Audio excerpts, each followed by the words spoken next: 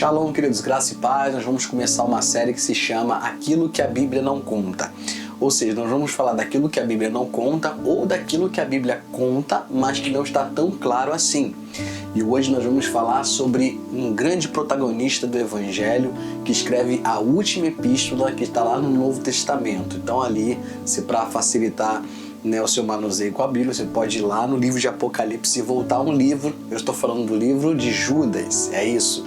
E aí você me pergunta, quem foi Judas?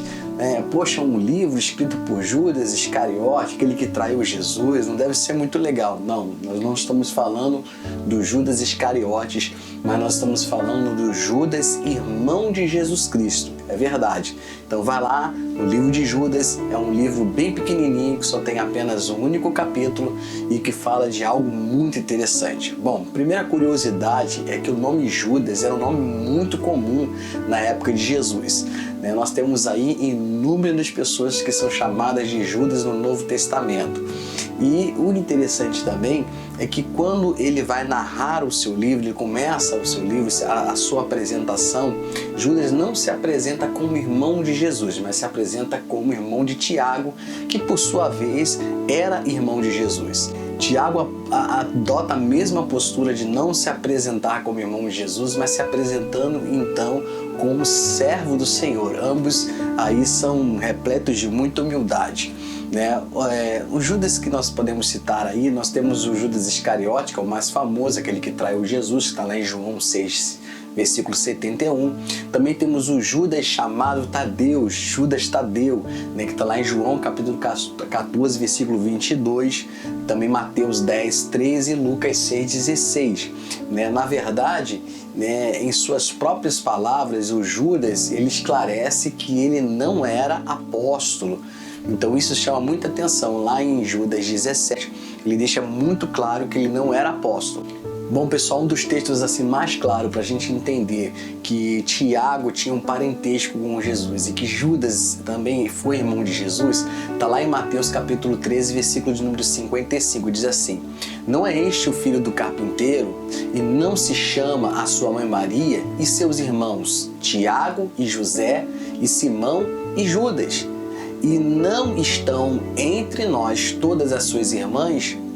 De onde lhe veio, pois, tudo isto?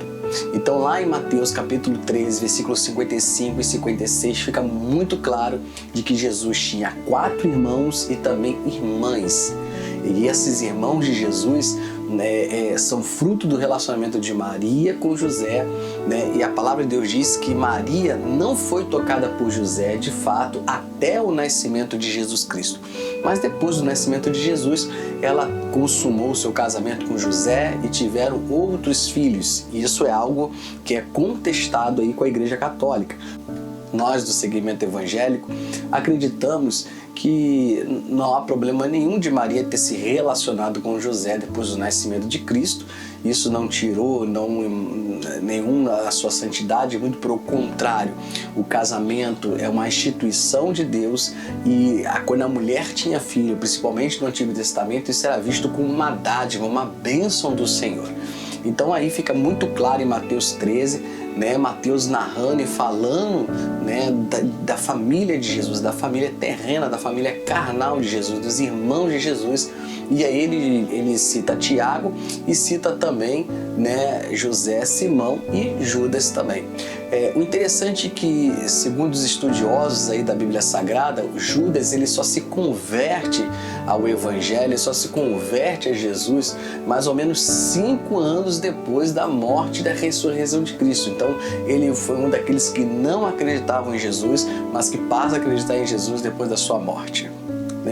Paulo deixa bem claro, para acabar com qualquer tipo de contestação de Tiago e de Judas serem irmãos de Jesus. Isso fica muito claro quando Paulo, ao escrever a igreja de Gálatas, lá no capítulo 1, versículo 19, Paulo diz assim: e não vi nenhum dos outros apóstolos, a não ser Tiago, irmão do Senhor. Então ele deixa isso bem claro.